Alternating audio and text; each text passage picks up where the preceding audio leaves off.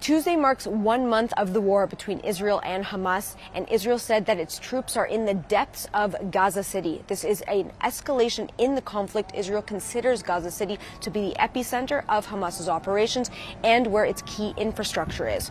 On Tuesday, Israel says it overtook a Hamas stronghold where it found anti-tank missiles as well as weapons and intelligence information.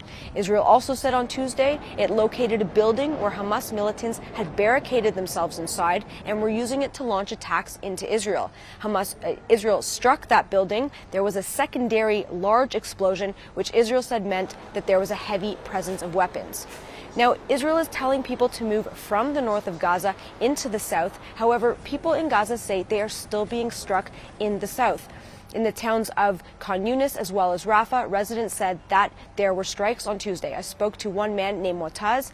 He said he was sitting in his car with his niece when he heard a loud explosion in Rafah city.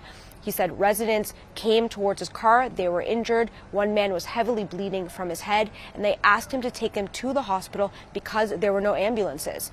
Aid groups are having a very hard time getting assistance into Gaza, particularly fuel. There's a shortage of fuel for the ambulances as well as the hospitals. On the Israeli side, on Tuesday, to mark 30 days of the war, people held moments of silence for the victims as well as the hostages. More than 1,400 people were killed when Hamas attacked on October 7th and took 240 hostages into Gaza. There were memorials held in Tel Aviv as well as Jerusalem. Meanwhile, Netanyahu, for the first time on Monday, said in an interview with ABC News that Israel will take overall security responsibility for Gaza when the war is over.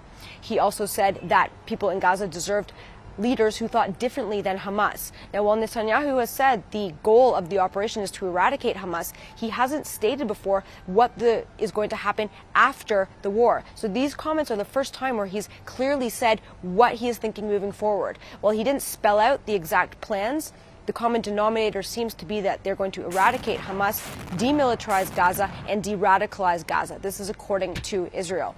Netanyahu also said in this interview that he was open to small humanitarian pauses in order to try and alleviate the catastrophic humanitarian situation in Gaza. More than 10,000 people have been killed, according to the Ministry of Health, which is run by Hamas. 1.5 million people have been internally displaced. On Tuesday, the United Nations Human Rights Chief Volker Turk started a 5-day mission to the region. Turk has said that the violation of human rights is one of the root causes of the escalation of this violence, and that human rights is going to play a key role in de-escalating the crisis. Sam Mednick with the Associated Press for CGTN in Jerusalem.